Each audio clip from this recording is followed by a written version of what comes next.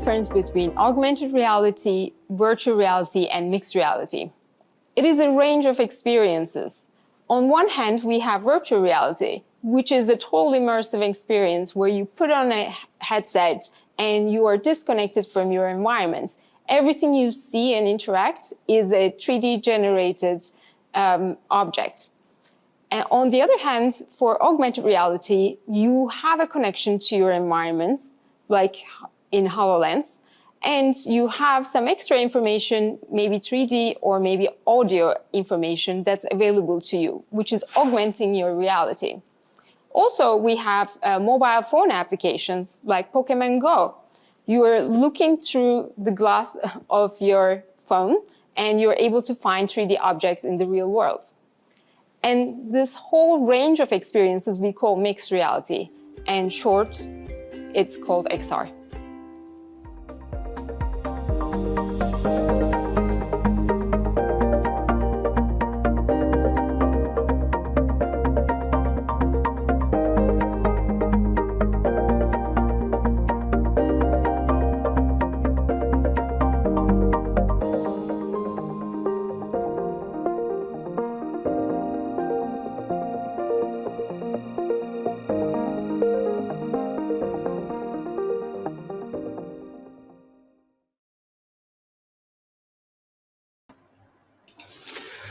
So, well, thank you very much for being here with us. Well, thanks for joining us today at the Global XR Conference. My name is Anesio, and I'll be here tonight as your moderator.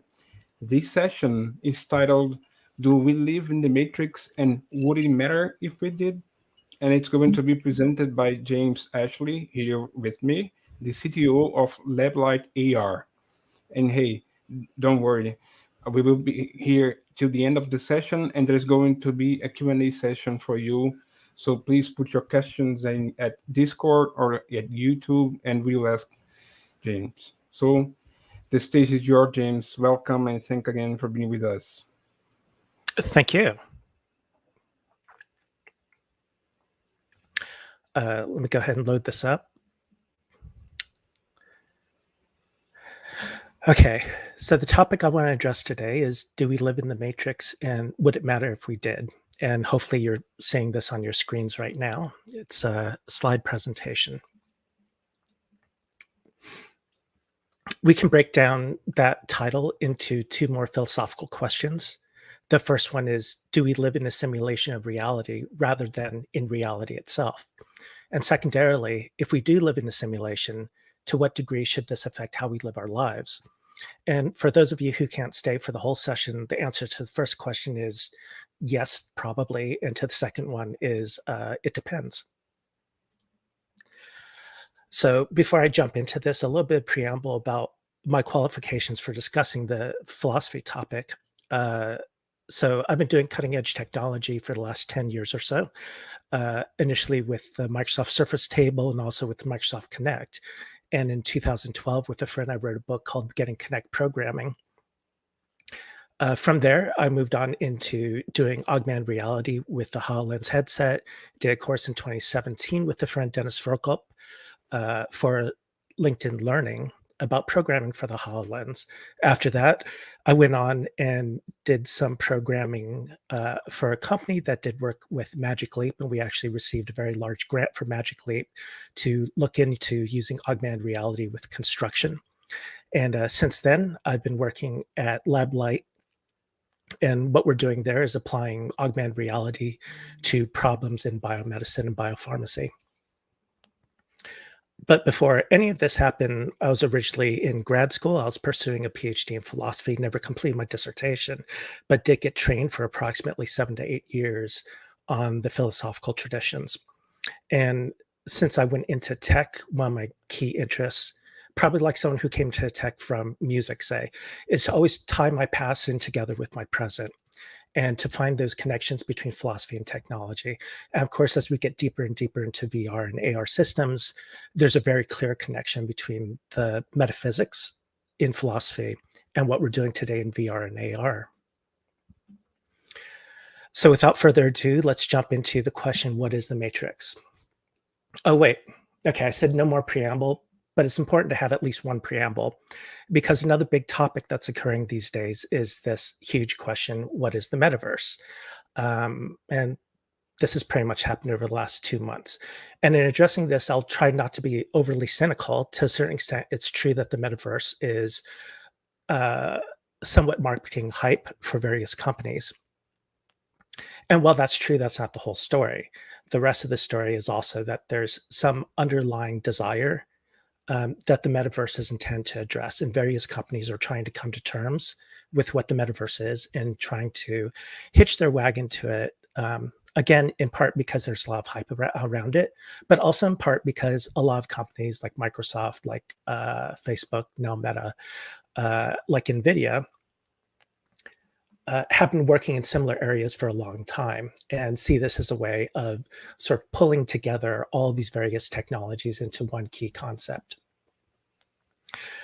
So just in the last few months, we've had Facebook come out with their announcement that they're rebranding themselves and actually transforming the company away from social networking to doing what they're calling the metaverse. Microsoft has been working with augmented reality and mixed reality headsets for a while, and also re-announced, I would say, their participation in their own solutions for the metaverse.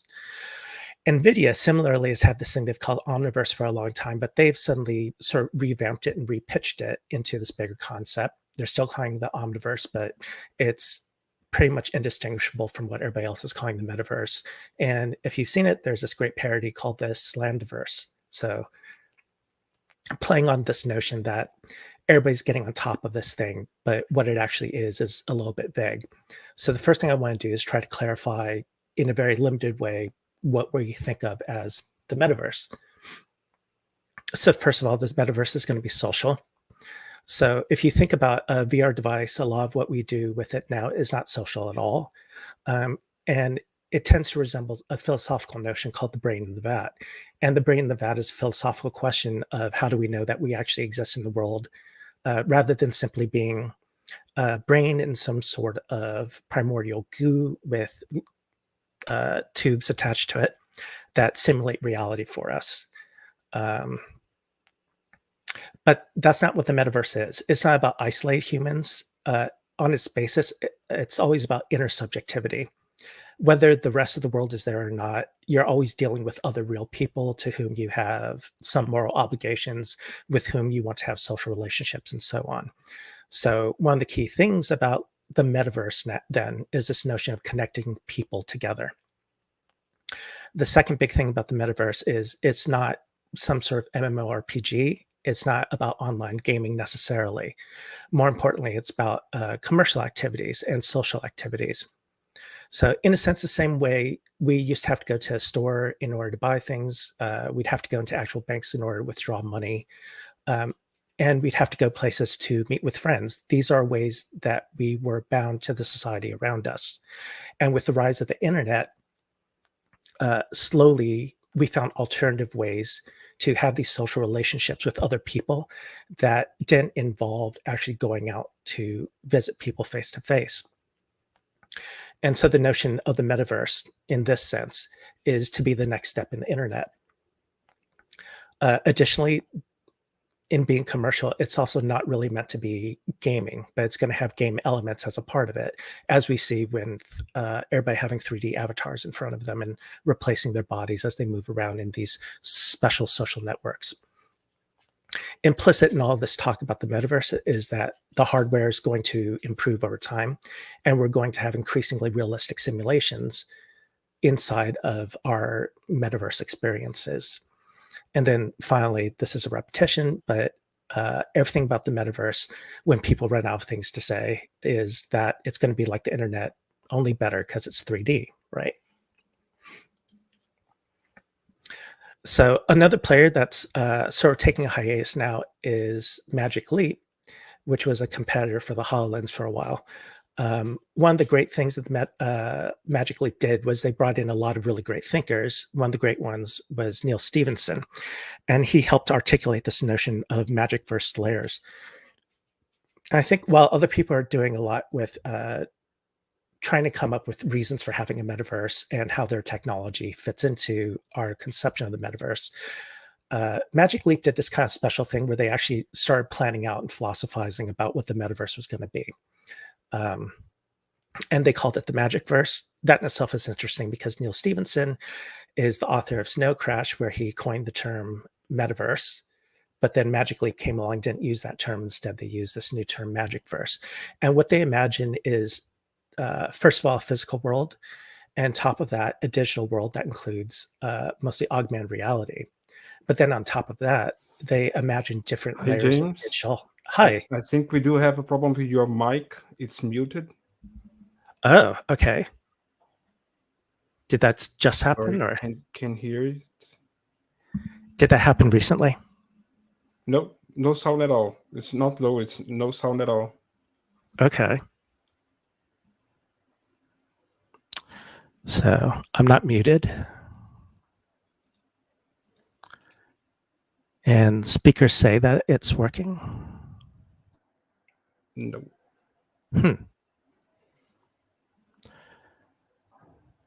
Let me check. It just stopped at 2 seconds. Just okay. a second. Yeah. Can you hear it now?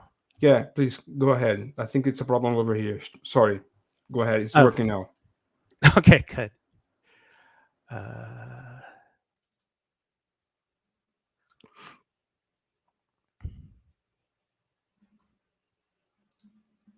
I actually have to get back to the slides.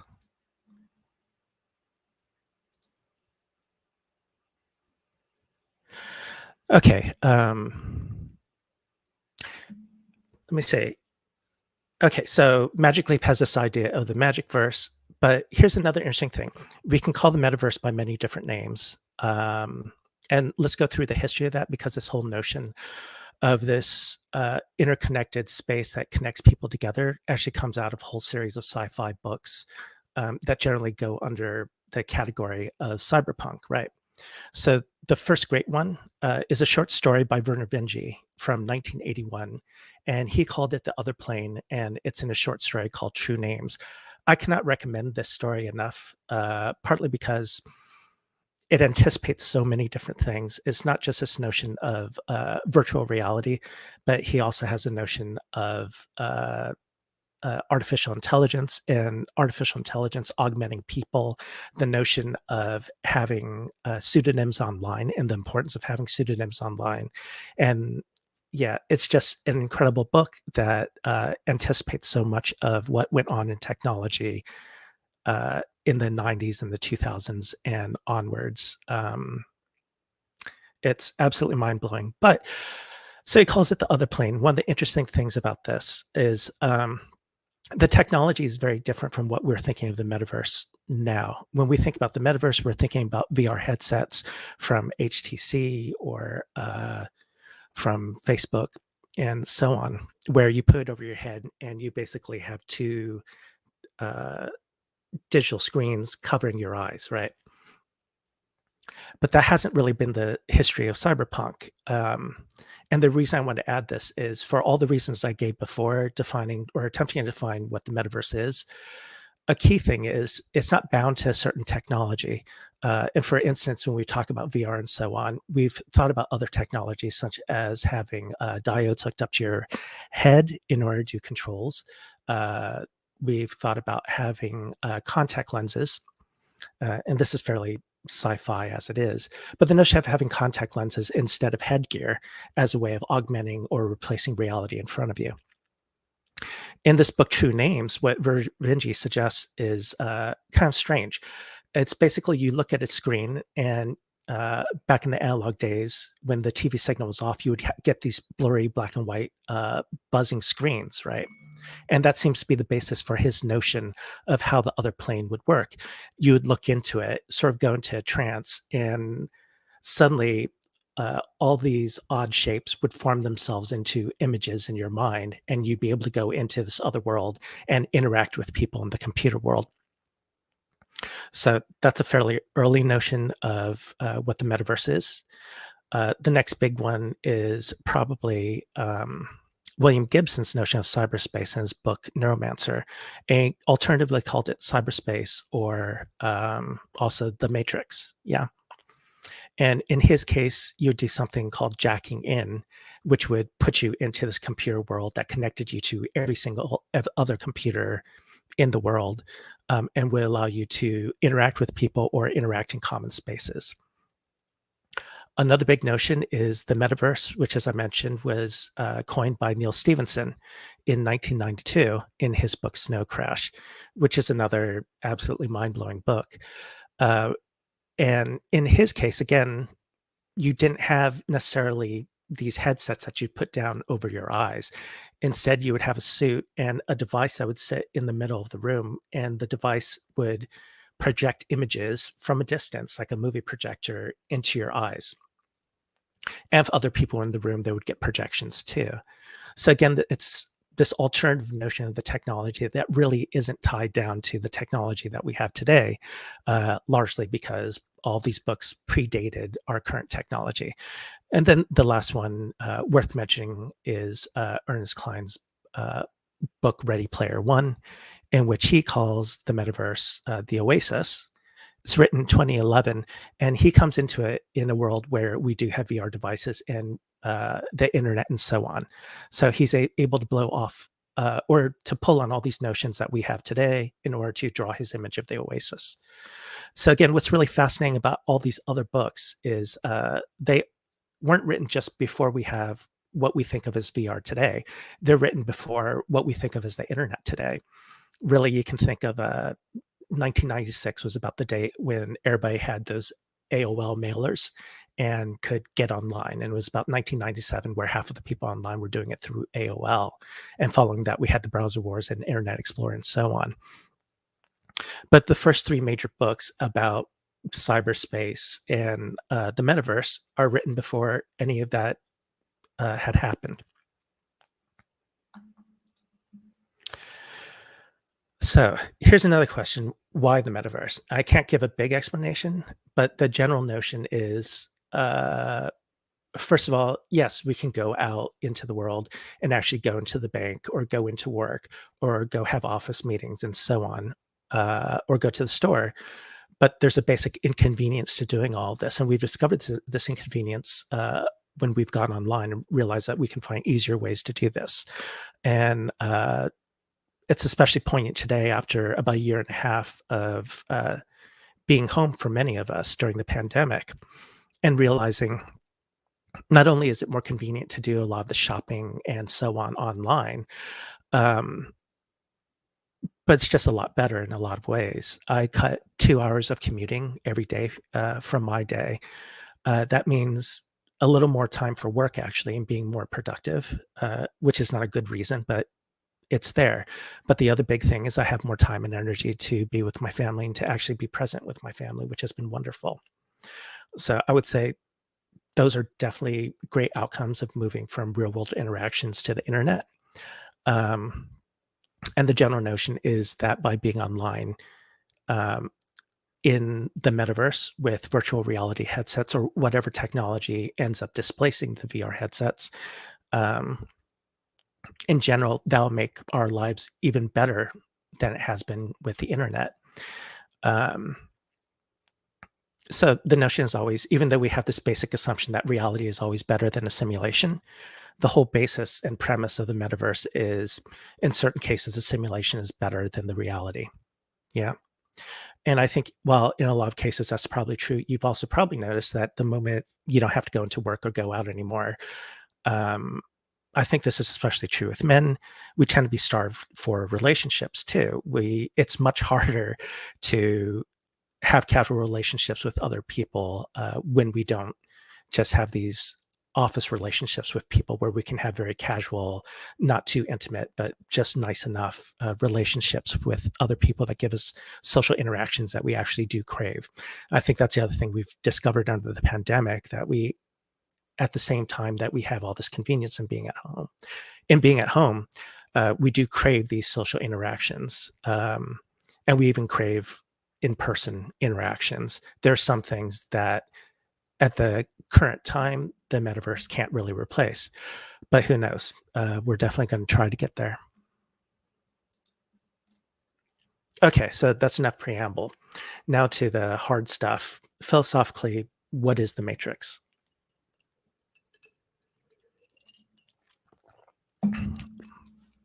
The matrix is basically the metaverse with one big difference. Most people don't know that they are living in it. And this is sort of the key concept, that there's a basic deception that goes on inside the matrix that doesn't happen inside of the metaverse, right? Also, obviously, the technology has to be better in order to hide from you the fact that you're in a simulation and not in reality. So deception is the key component in separating the matrix from reality. We might also say that, at least from the movies, one key thing about the matrix is that you have these AIs that are following their own agenda that humans are not really a part of. And let's say that's the sort of paranoid version of the matrix. So there's a regular one where we're just living our lives. And this is probably true for most people who live in the film The Matrix also, right? You just live your life. It's the same as normal life, and you don't really recognize the difference. And under the paranoid view, which happens for some people, there's actually these malevolent forces, or at least forces that are indifferent to what's happening to you. They're also moving in the world with us. And then the false scenario is the key group of people who wake up, who are woke, who understand that they do live in the matrix, that there is this big deceptive world that they're in that not everybody realizes. And one of the peculiar things about the movies, sort of, is the basic question that everybody faces once they go into, a very harsh, unappealing reality, which is, why is reality better than the simulation? But this is just one story about the Matrix. There's another one I want to bring up to you. So the Matrix came out in 1999, but in 1976, and it's based on a book, a German film director, Fassbender, did a 2-part TV series called World on the Wire. And the premise of the World on the Wire is this. You have a major cybernetic company that's developing computers that are doing simulations of the world, initially for weather, but then for social relationships too. You have an executive in the company named Stiller, who's looking into problems with the simulation. And the central problem is someone inside the simulation has committed suicide, which you normally would not expect. And this causes ripple effects throughout the simulation. So what the computer programmers decide to do is they go in there and delete the suicide so that nobody remembers it. And in this way, they can create cohesion again, and they don't have to trash the entire simulation. They just can continue it from that point. In order to do this, however, they have somebody inside the simulation who they've made aware that they live in a simulation. And they have to do this in order to do any sort of cleanup and so on. And so another engineer has to go into the VR device inside the simulation in order to communicate with their person on the inside who's aware of his world. That guy really hates being there. And as part of this whole scenario, he switches places with the engineer who goes about doing the work of cleanup inside the simulation. And he comes out in this fellow Wolfgang's body and talks to the corporate executive Stiller and suggests something fairly profound. That basically Stiller himself is not living in the reality. He's just living in another layer of another simulation. And there's another world outside of that, and potentially infinite numbers of worlds outside of that, one reality on top of the other. They finally flip places. And what happens in Stiller's life is people start disappearing.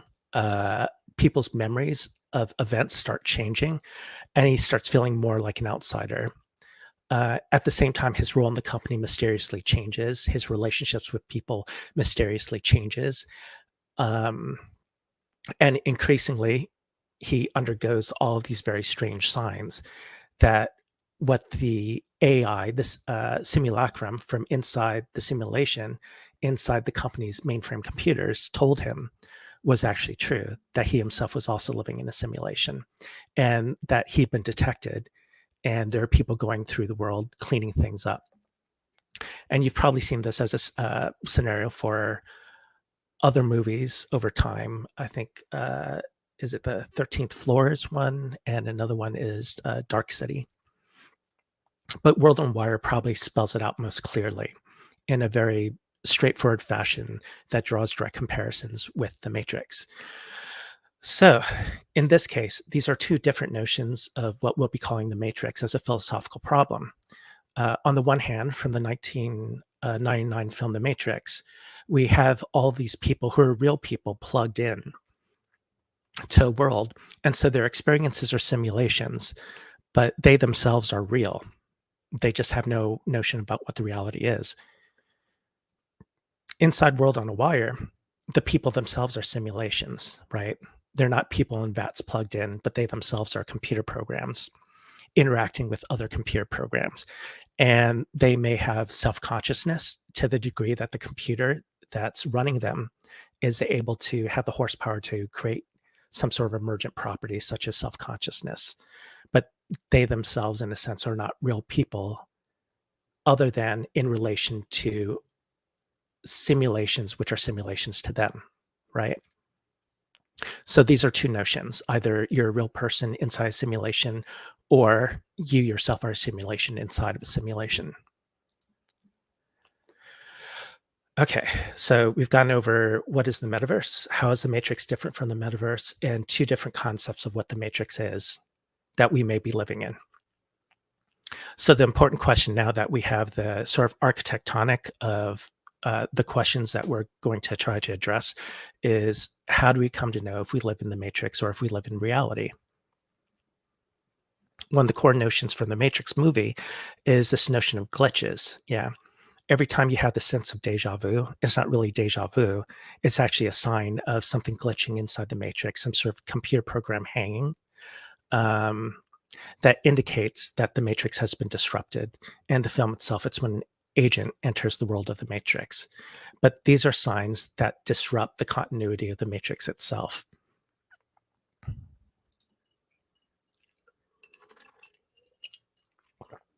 So how do we know if we're in the Matrix? Well, one notion is there are various psychological phenomena and paradoxes that we experience in the world. And our common explanation for them is to shrug and say, well, that's really weird. That's a paradox. Certain people have glommed on to these particular effects that are fairly widespread and have asked the question, are these just weird psychological and social phenomena, or are they glitches in the Matrix? Signs that something else is going on than what we think is going on. And one of the key notions here is something many of you may already be familiar with called the Mandela Effect. And the Mandela Effect is this notion that apparently a lot of people have, that Nelson Mandela died in the 1980s while he was in prison. And apparently this is a very widespread notion, I would imagine, outside of South Africa. And people have to be told that's not true. And even when they're told the reality, which is Nelson Mandela died in 2013, I believe, still they're sort of stuck on this notion, this other narrative of what actually happened. And so there's different instances and examples of this effect, but it generally all goes back to the Mandela Effect. Another major one is the events of 9/11 in the United States, where pretty much predominantly everyone has a clear notion that they watch video of the planes flying into the towers as it was happening. Yeah. And people, when they write stories about 9/11, recount this fact. Malcolm Gladstone wrote a story about a neighbor who came to him and told him about that this was happening, that she had seen it on TV and so on. And the truth is, though, there was no video footage shown on websites or on TV in the US that day of anything like this happening. All of that footage came out the days afterwards. And yet we all have a clear impression that we remember seeing this on the day that it happened. The general explanation of this is there's this sort of collapse effect of memory, where especially on very traumatic memories, we tend to crunch a lot of different things together and rewrite the narrative because we're unable to really think it through clearly at the time. And also partly through peer relationships, we all form a new consensus about what happened and what we experience, even though it's not true about the experience itself. Alternatively, so this can be, again, is a phenomenon called the Mandela Effect, where everybody has a memory, which is a false memory of what actually happened. And again, an alternative explanation is it could be just this thing we call the Mandela Effect, which is just giving a name to something that happens, or else, again, this is some sort of glitch in the system. And finally, one of the big things in the US right now, but I think there's polarization in many countries in the world, is this notion that we just have countervailing narratives where people are not able to talk to each other. And we've actually blamed it on social media. We blame it on Twitter. We blame it on Facebook. We blame it on the rise of digital technology. But whatever the cause is, at least it's a true phenomenon that people are reaching a different consensus about reality, a different consensus about facts, and are having trouble reconciling those different opinions. So possibly, again, I'm just throwing it out there, this must be another example of the glitch happening in the world. So let's do harder analysis, though. To the question, are we living in a computer simulation? There's actually a philosophical paper from 2003 by a philosopher named Nick Bostrom that argued this very problem. Are we living in a computer simulation? And you can see it's written in 2003, which means it comes after The Matrix. But it takes a fairly hard-headed look at trying to prove what's going on. And so the general theory of Nick Bostrom's paper is the notion of ancestor simulations, that sometime in the future, we'll reach a point where our computers will be fast enough and we'll have interest in going back and actually running through these AI simulations of the past, say from the beginning of history, in order to lay out a perfect replication, a perfect simulation of what happened in history, and then other people would watch it. And you'll notice that in the sense that this is a matrix problem, it's the second matrix problem of the world on a wire, where if we live in one of these ancestor simulations, we aren't people plugged into a simulated game. Instead, we're actually generating simulations inside of these ancestor simulations. So Nick Bostrom develops a sort of probabilistic argument about whether this is true or not. What are the chances that we're living historically in real reality rather than an ancestor simulation of history? So he comes up with a formula to sort of plan this out. And first, we have a symbol for the fraction of all human level technological civilizations that survive to reach a post-human stage. And he's taking very seriously the probabilistic arguments that mankind will destroy itself before it ever reaches any advanced level of technology. But then supposing that we do achieve a sort of post-human technological level where we're able to manipulate memories and do lots of things with computers, the next question would be, how many ancestor simulations would these future post-human civilizations actually run if they're even interested in running ancestor simulations? And again, if the number is high enough, then we can try to come up with the average number of individuals that have lived in a civilization before it reaches a post-human stage. And we would compare that to the number of individuals that are being simulated inside one of these ancestor simulations. With those numbers, then we can sort of predict what's the likelihood of are living in reality versus living inside an ancestor simulations. And hopefully you can already anticipate where the argument is going here. So from all of those terms, he develops this formula of the actual fraction of all observers with human type experiences that live in simulations rather than in reality. And from this, he can draw 3 hypotheses before even trying to solve for the formula. So because of the immense computing power of post-human civilizations, and you can see this is sort of an argument by probability, but also by degrees, that given enough time and power, we should be able to do this as a species. Given all of this, then there's going to be 3 possibilities, right? So the first possibility is that the chances of humanity surviving and not destroying itself to the point that we have a post-human civilization is almost zero. That's one possibility, that we never actually live that long. The second possibility is that we will achieve post-human civilization, but the likelihood that a post-human civilization is even interested in the past and interested in running ancestor simulations approximates zero. But if neither of those are true, then here's the third possibility, that the possibility that and probability that we live inside of a simulation approximates 1. And Nostrom's notion is that at least one of these three hypotheses has to be true. And that's his basic proof for why we live in a simulation, or the probability that we live in simulation. So following on that argument, other people have started looking into it on different levels and anticipated, if Bostrom's arguments are true, then is there evidence in the world that we do live in simulation and that we're computer generated? In other words, it's again this search for the glitch. And one notion is, if we imagine a simulation, then everything in the world that we live in today has a substrate, which is a computer, and the computer is creating the simulation. What we know about the computers is there are certain problems that in the simulation or in the real world would be hard, but inside the computer are not hard. For example, subtracting 1 from 2 is the same sort of problem as subtracting 1.2152654 from 2.87.2679, and so on, right?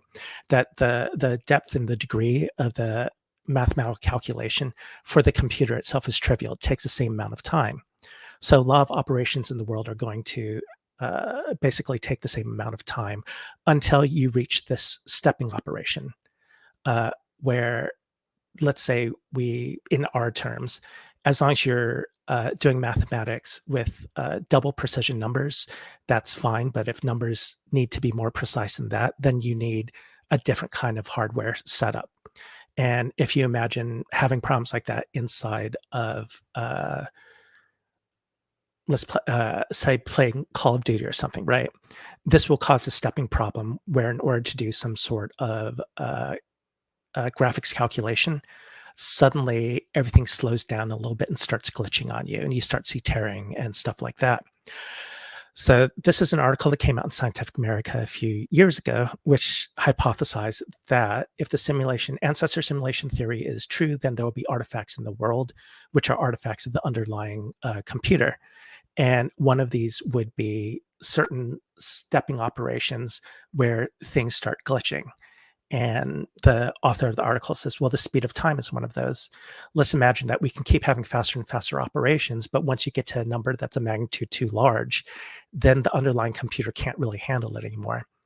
And the way we deal with it is we put in these natural blocks, which otherwise make no sense, such as having a limit to the speed of light, that we can only travel so fast and not faster. And our explanation in the natural world is this is just sort of a innate property of the universe that we don't understand, but there it is. It's a fact.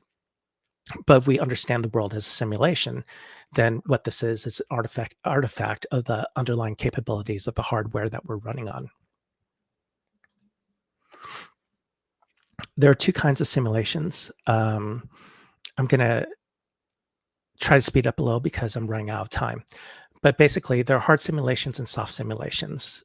And for soft simulations, where we're not talking about necessarily computers running us, but still the notion is that there are underlying biological, psychological systems that control us and manipulate us. And this is a long tradition inside of philosophy. So Karl Marx came up with ideology critique, and the notion is that there's superstructure and substructure, where ultimately we're compelled by economic interactions, but we create these superstructures on top of that to try to explain what's going on. And these are ideologies, and they tend to be false, and they tend to be self-justifying. Psychoanalysis does the same thing, that there are these innate desires that people have, and civilization is constantly an effort to guide these desires and to cap them off and redirect them. Nietzsche came up with the transvaluation of values that looked at all the the fact that there are different values in different cultures and tried to arrive at a different understanding of what underlies it all. Michel Foucault does an analysis of power and knowledge. And this is actually coming a lot these days in the US, where he breaks down all knowledge situations as power relationships. And the underlying analysis is to look at what the differentials in powers are, who has more power and who has less. And his underlying thesis is that these power imbalances determine what we accept as truth and falsehood. Just want to throw this in here. Michel Foucault is a wonderful writer, but he looks a certain way and just kind of reminds me of Nia coming into the truth. You've got Jacques Derrida, who does a similar thing with the notion of the text, and his defenders had clarified that he doesn't mean that everything is written text, but because everything that we do sort of falls back on written text, that becomes a common denominator. And so whatever rules apply to the way texts work, that is, written bodies of work, those will affect the way we interpret the world. And finally, there's Jean Baudrillard, who wrote this notion of hyperreality, which his idea is basically that advertising controls how we see our world and becomes a replacement for the world. And that in itself was an inspiration for the Wachowskis to do the Matrix movie. Then the big hard one is Immanuel Kant's Critique of Pure Reason, where he divides the world into phenomena and noumena. And his problem was trying to justify, how do we know that the sciences actually describe the real world? And his very difficult solution to this is basically that the only way that we can know science works is if this is built into the way we metaphysically interpret and understand the world, that it's built into the way we see the world and not part of the true world itself.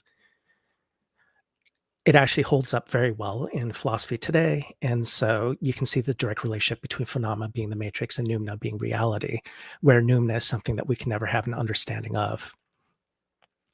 Bertrand Russell really hated this notion, so he wanted to prove that we're not dependent on physical notions of the world in order to get our mathematics. To do that, he wrote this amazing book called the Principia Mathematica, where he proved logically, rather than geometrically or mathematically, that 1 and 1 does in fact equal 2. So if you've ever wondered if somebody has actually proven that anywhere, yes, they did in the Principia Mathematica by Bertrand Russell and Whitehead. Shortly after that, the famous mathematician Gödel came along with his incompleteness theorems, which sort of pulled the rug out from under the Principia Mathematica by showing that any system, a logical system that's as sophisticated as a Principia Mathematica that can prove a number system, will end up having internal inconsistencies. And the beauty of this proof is he just shows that it's always going to have these weird consistency problems by its very nature, showing that Principia Mathematica, whatever it thinks it's doing, ultimately is going to arrive at further problems. So again, you have this recurring theme of glitches in every attempt to understand the wholeness of the world as it is. And ultimately, that's what Gödel's incompleteness theorem is. It's one more glitch in the logical system of mathematics. Okay, so speeding up to the end, the big question is, would it matter if we do live in the matrix? And I've tried to give you a lot of evidence for and arguments around why it seems very likely that in one form or another we do live in simulation. But what difference does it matter to us? And so the great philosopher of this is a man named David Chalmers. He looks like a surfer. It's because he's an Australian philosopher, and he's actually really amazing, and he does have a rock band. But he developed a really great theory in response to the Matrix about our intuitions about what it means to live in a simulation. And it goes something like this. Our basic notion is that living in reality is better than living in a simulation. So if we find out we're living in a simulation, our immediate notion is it's really wrong and disturbs our notion of the world. But he asks this, say I tell you that right now I'm speaking to you from Atlanta, Georgia, and you're all over the world, but that's where I am. But what if we're all living in the matrix? Well, that's okay. Even when I'm saying I live in Atlanta, Georgia, if you believe you live in the real world, then you understand what I mean when I say I live in Atlanta, Georgia. But even if you are outside of the matrix and understand the basic irreality of what we're doing, you still understand what I mean. In my mind, I'm speaking about Atlanta, Georgia, inside of the matrix as I understand it to be real. And so you can do this again with everything around you. I'm going to Chicago, not the real Chicago, but the Chicago inside the matrix. And it doesn't matter if we're living in the matrix or not. Or let's say we're playing a video game, Call of Duty, and I tell you I'm going to go over that ridge there and I'm going to huddle. Well, again, it doesn't matter that we're talking about playing a game inside a simulation. You know what I'm talking about. Our communication doesn't change at all. And so finally, if I say something like I'm holding up my hand now, again, imagine that I'm in a simulation or, we're inside a VR version of Call of Duty. When I say I'm raising my hand, I know what I mean. It's a VR hand in front of me. And you know what I mean, that I'm talking about the VR hand. And so there's no actual conflict, no actual difference in the way we speak to each other, depending on whether we live in reality or if we live in the matrix. And what David Chalmers does is he shows that across the board, our understanding of the world, our understanding of ourselves, and our understanding of ethics and our relationship to each other and our responsibilities to each other, and even basic descriptive things, doesn't change at all if we do in fact live in the matrix. And he calls this the metaphysical hypothesis, which is whatever the underlying reality is, it doesn't affect our relationships with each other. And that's the happy ending to all of this. There may be further ethical implications to living in the matrix or not, but it's okay because we can go on with our lives and treat this as a metaphysical and very interesting intellectual problem without feeling that we need to change our lives in major ways if we do live either in the matrix of the film or the matrix of the bird on the wire, or the world on the wire. And that's my talk. I welcome any questions you might have. Well, thanks for that, James. It was quite an interesting talk. We do have a question here from Nicholas. We are short of time. We can have only one question. According to your opinion, what is the biggest advantage and disadvantage to live in the matrix? Advantage and disadvantage. I think the biggest advantage of thinking that we live in the matrix is just to take a pause and evaluate our lives and just ask the question, should we live our lives differently if we do live in the matrix? And the way I see it breaking down is sort of this. There's the paranoid view of the world where, let's say that there are these AI agents going through the world and we're just being manipulated and so on. If that's the case, it's not so great. But the alternative hypothesis is that we are living in an ancestor simulation, or that we've created this, which would be more true of Kant, we've created this world for ourselves. So if we've created our world for ourselves, then what sort of world would we create for ourselves, right? And there's a writer named Michael Chabon who thought very deeply about the problem of what if a genie actually comes up to you and gives you 3 wishes? What would you wish for? And he spent years thinking this over, and he came up with his conclusions and shared it. That first of all, you'd want a decent amount of money, but not too much. You want to live comfortably, but not enough that it starts interfering with your life. That's the first thing. The second thing you want is to forget that you ever had these 3 wishes, because knowing that you ever had this moment and could have made the wrong decision would pretty much ruin your life also. And the third thing you would want is just a little bit of luck. For everything that happens in your life, you want it to go slightly more your way than not your way, but you don't want to know why it's happening. So let's say if we do live in a simulation, that's the sort of simulation we would create for ourselves if it's a good simulation. And if you believe that, I think it's easier to go through life with a little bit less stress and with a little bit less anxiety. So for me as a thought problem, that's the main benefit of either truly living in a simulation or believing that we live in a simulation, believing that the simulation is actually for us. Okay. Let me see if we have another question here. We do have 2 minutes to go. No, a lot of thank yous, a lot of thanks for the talk. People really like it. Yeah, one last question. If we found that we are inside the matrix and we can go outside, does it matter most? Yeah, that's a great question. That's the red pill, blue pill question, right?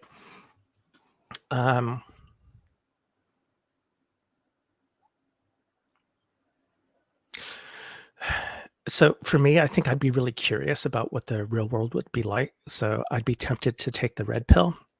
And at the same time, I really love my life right now. There are parts, times in my life where I may not have, but I've got 3 children who are all off in college, and I love them. My wife and I get along really well. We've been married for 20 years, and there are rough times and good times, and we've reached this sort of nice equilibrium. And then I'm in a career that's very exciting, working in VR. And also augmented reality, and trying to envision what the future of that would be like. So I think it would be kind of disappointing to take the red pill and discover that all this technology that I think is really cool actually isn't that cool at all, right? So going back to the last question, what's the big change that would happen if you discovered you were living in a simulation? I think I'd be a lot less interested in the metaverse if I already knew I lived in a simulation. Like, what's the point then? Yeah. Okay. I'm sorry we don't have more time for any questions. But hey, James, where can we find you online? Where can we find you on Metaverse or something like this? Where can we talk to you and see more information about what you're doing? Okay. So I have a blog, imaginativeuniversal.com. You can meet up with me there. I'm also on Twitter, JamesAshley1. Pretty easy to remember.